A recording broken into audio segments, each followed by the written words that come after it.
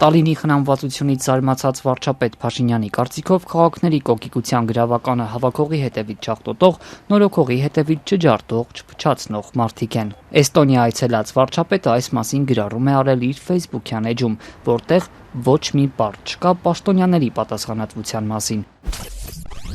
Նայում եմ ու մտածում, լավ, ինչպես կարող է քաղաքը, երկիրը լինել այսքան կոկիկ, այսքան խնամված։ Պատասխանի միայն մի տարբերակ կա։ Նման բան կարող է լինել, եթե հավաքողի հետևից աղտոտողի խիստ պակաս կա, բառից բուն իմաստով դեֆիցիտ։ Քաղաքային խնդիրների մեղք նստեյության բնակիչների վրա բարդող Փաշինյանը ապրում է մի քաղաքում, որի շատ փողոցներ քայքայված են, գետնանցումները սարսափվիլ մի տեսարան են հիշեցնում, հանրային տրանսպորտը թերի է աշխատում։ Երևանի կենտրոնում նույնիսկ կարճ շրջայցը բավարար է ուղիղ հակառակի մեջ համոզվելու համար։ Կոկիկության համար նախ պատկան մարմինների միջամտությունն է պետք։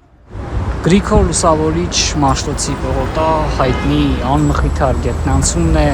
քաղաքապետարանի անմիջական հարևանությամբ։ Ոչ նորոգվում է, ոչ էլ որևէ ուշադրության արժանանում։ Քաղաքի սրտում գտնվող այս գետնանցման քանդված առաստաղի, ցցված էլեկտրական լարերի, քայքայված պատերի համարել են քաղաքացիները մեղավոր, թե ամեն դեպքում մի քանի տասնյակ մետր այն կողմում գտնվող քաղաքապետարանում պետք է մատը խփեն։ Հարցի պատասխանը փորձեցինք հենց քաղաքացիներից պարզել, որոնք հատկապես ուր ժամերին վախը սրտում են այստեղ իջնում բարձրանում։ Պաշտպանված ստեղծողն է քաղաքապետարանը, որ խոզանոց է, իրանց տանող ճանապարհն է։ Իրանք լավ են զգում դրան։ Չէ, վինավատը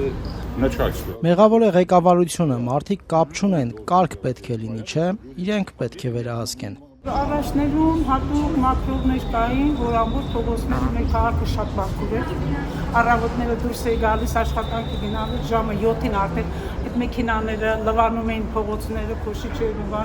մաքրում էին։ Հիմա ահավորը եւ քաղաքապետարանն է մեղավոր։ Վարչապետի հայտարարությունը քննարկվում ու քննադատվում է նաեւ համացանցում։ Էս ինչ ված ժողովուրդ է Սերժը գցել ջեբներդ։ Այս երկրում ինչ լինում է, մենակ ժողովուրդն է մեղավոր։ Իրանք պարտավորություններ չունեն այդ նույն ժողովրդին կրթելու, գիտակցության մակարդակ ձևավորելու հարցում։ Տեսնես ինքը մտածում է, որ Հայաստանը իր տունն է, թե մենակ մենք պիտի մտածենք։ Իսկ այգիների վնասված եզրաքարերի քանդված սալիկների համար ով է մեղավոր։ Դա էլ Երևանի ամենահին պուրակներից անգլիական այգին է։ Վնասված սալահատակներ տարբեր հատվածներում, այս դեպքում էլ են երևանցիները պատասխանատու, թե ամեն դեպքում նախ պետք է նորոգել։ Փողոցներում փոսերի խնդիրը նույնպես դեռ լուծված չէ։ Մինչ վարչապետը Տալինի կոկիկությամբ էր հիանում, Facebook-յան խմբերում ահազանգում էին այս կամ այն փողոցների խորը փոսերի մասին։ Մի վայրում մեքենայի անվադողերն են վնասվում, մեկ այլ տեղում հսկա աղբատարն է բառից բուն իմաստով փոսն ընկնում։ Այս հարցերից միայն փողոցների վիճակի վերաբերյալ քաղաքապետ Տիգրան Ավինյանի տեսակետն իմանալու հնարավորություն ունեցանք։ Ամեն տարի այո Երևան քաղաքում նաև անձրևներով, առատ անձրևներով պայմանավորված տարբեր հատվածներում ասֆալտի վիճակը գնալով ավելի վատթարանում է, ենթակառուցվածքով նաև մաշվող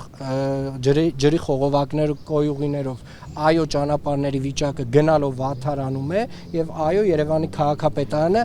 հիմնարար լուծումներ է տալիս, բայց ամեն ինչ համեմատության մեջ է պետք տեսնել, կներեք նախորդ տարի այս ժամանակ շատ ավելի մեծ ծավալի խնդիրներ ունեինք, շատ ավելի մեծ ծավալի աշխատանքներ ունեինք անելու։ Քանդված ասֆալտի պատասխանատուն նույնպես բնակիչն է։ Այս հարցի շուրջ վարչապետի տեսակետը հայտնի չէ։ Ամեն դեպքում իր աղմկահարույց գրառումից հետո Փաշինյանը որևէ պարզաբանում կամ լրացում չի ներկայացրել։